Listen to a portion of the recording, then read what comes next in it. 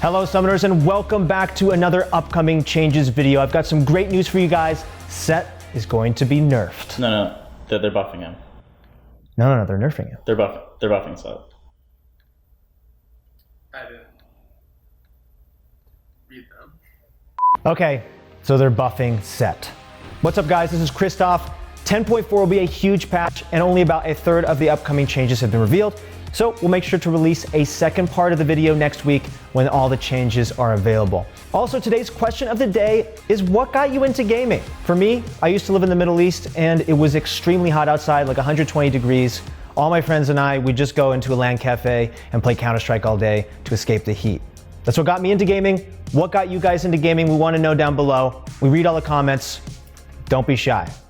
All right, let's get into the video. All right, to start things off, let's cover a few new skins that are joining us on the Rift next patch. The Blood Moon skin line is making a return in patch 10.4, and honestly, these look amazing. They include Blood Moon Katarina, Blood Moon Master Yi, and Blood Moon Tryndamere. All right, now let's move on to the balance changes, starting with the items.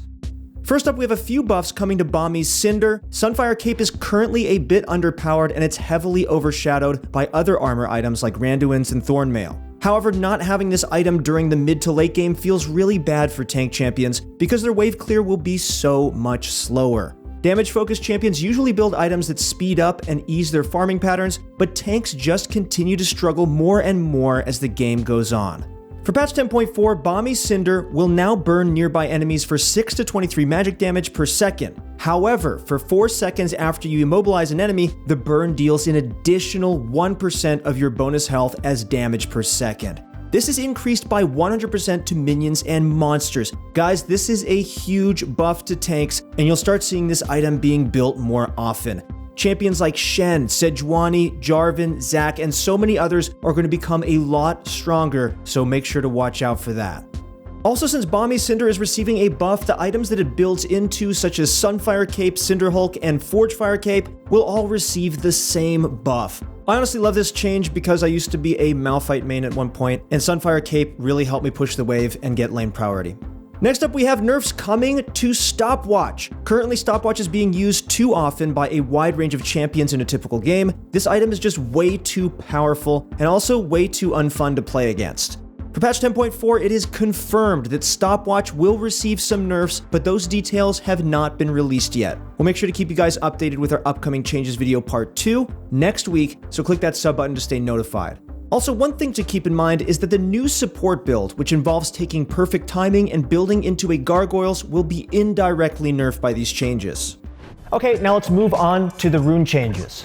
First up, we have a few buffs coming for Phase Rush. As of the current patch, we don't really see this rune being used too often. Usually champions like Aurelion Sol and Cassiopeia took this rune, but recently they've shifted over to Conqueror or Electrocute. In order to make Phase Rush a more competitively viable keystone, it will now grant 30 to 50% movement speed for melee champions, and the timing you get to land your 3 auto attacks or spells will be increased from 3 seconds to 4 seconds. This is an amazing buff for pretty much all users. I remember back in the day, Phase Rush Darius was a really big thing, so that build might just make a return in patch 10.4, which I'm not very excited about because I really don't like Darius. I'm sorry, you Darius mains out there. However, one thing I am not excited about is that this is an indirect buff to Vladimir. Oh god. Alright, next up on the rune chains, we have some buffs and nerfs coming for Hail of Blades. This keystone isn't weak by any means, but it's quite unpopular due to how awkward it is to use it. For patch 10.4, Hail of Blades will have its time elapsed between hits increased from 2 seconds to 3 seconds. On top of that, the cooldown has been changed from 4 seconds out of combat to 8 seconds out of combat. So basically, you get the attack speed bonus for a longer duration of time, but the cooldown for this keystone is increased by double. This honestly is a buff for most champions on most occasions. Although the cooldown did get increased, it doesn't really impact it too much because you weren't going to use this rune instantly off of cooldown. Having that 50% extra time to squeeze in your attack speed bonus is great for timing your trades. However, if your champion is more poke based, then this is unfortunately kind of a nerf for you.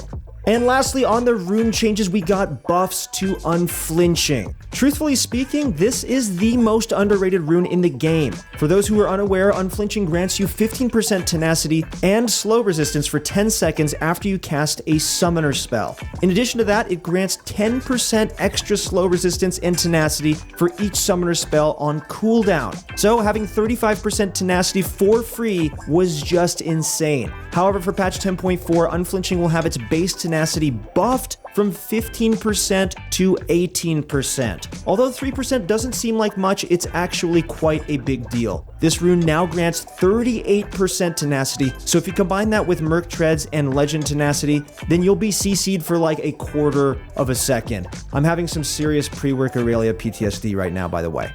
All right, now let's move on to the champion balance changes. First up, we have a ton of well-deserved nerfs coming to the infamous Soraka top. Soraka has been placed in our S+ tier for our tier list this patch, and it's for good reason. She is so broken right now and was in desperate need of a huge slap in the face. Even the best teams in the world like T1 have been getting completely dumpstered by this pick, and it's why she's getting nerfed. Firstly, her Q, Star Call, will have its self-healing lowered from 60 to 140 with 50% AP scaling to 30 to 70 with 30% AP scaling. Wow, that's a huge nerf. In addition to that, the movement speed it grants will be lowered from 15 to 35% to 15 to 25%. And lastly, the mana cost has been increased from 40 to 60 to 60 to 80.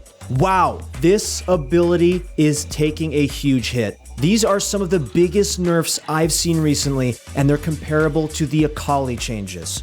Next up, her W, Astral Infusion, will have its healing amount increased from 80 to 200 to 80 to 220. In addition to that, the mana cost has been lowered from 50 to 70 to 40 to 60. I'm honestly not sure how I feel about these nerfs. They did try to compensate Soraka's support by buffing the W, but I'm not sure if that was enough. Soraka's entire support identity comes from being a strong lane bully while also having the ability to sustain.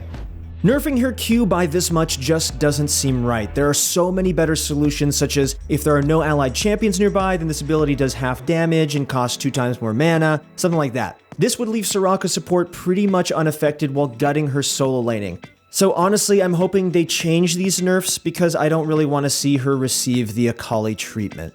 Next up on the champion changes, yes, we have a buff coming to Set. Although Set did receive some nerfs in patch 10.3, his win rate is still off the charts and is going to be moved up to the S+ tier once again. However, for patch 10.4, Set will have his base HP regen increased from 8 per second to 9.25 per second. This is a revert of one of his nerfs, but it really wasn't necessary. He's already doing extremely well in the meta, so buffing him just makes no sense. Let us know your thoughts about this change down below. Moving on, we have buffs coming to Garen. Garen's been doing decently well in the meta, but it really looks like Riot wants to make him an S+ tier champion once again. Maybe his Mecha Kingdom skins weren't selling or something, who knows. Firstly, his Q, Decisive Strike, will have its physical damage increased from 30 to 150 with 40% AD scaling to 30 to 150 with 50% AD scaling. Next up is W, Courage, will have its MR and armor increased by 10% when he reaches max stacks.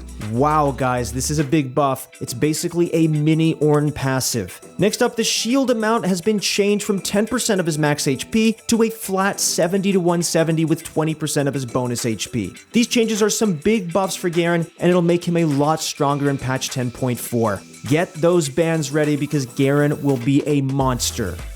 Oh yeah, and the Wukong rework is still in progress, and we'll be releasing a video which covers all the new details about him sometime in the next few days. Hit that sub button to be notified. Kayle will also be receiving a few buffs next patch. Firstly, her E, Starfire Spellblade, will have its passive ratio increased from 10% AD to 15% AD. Next up, her ultimate Divine Judgment will have its self and ally cast times split. It will now cast for 1.5 seconds of yourself and 0.25 seconds for allies. So it looks like this ability will be more worth it if you use it selflessly and save your allies instead. So these are all some pretty big changes. However, the biggest change is to her E, which did get that 5% extra scaling, and I'm sure Kayle mains are going to love it. Amumu will also be receiving a small buff in patch 10.4, and it's to his Q, Bandage Toss. This ability will have its cooldown buff from 10 to 8 seconds to 8 seconds at all ranks. This may seem small, but this is a huge buff for Amumu because he can clear his camps more efficiently now. Whenever he cleared his raptors, he would have to walk over to the red buff camp because his Q was still on cooldown, but this issue should no longer exist. He can now become the League of Legends Spider-Man and bandage toss from one camp to the next with ease. And lastly, for the champion balance changes, we have some clarity improvements for Aphelios. This champion is confusing as hell to play against.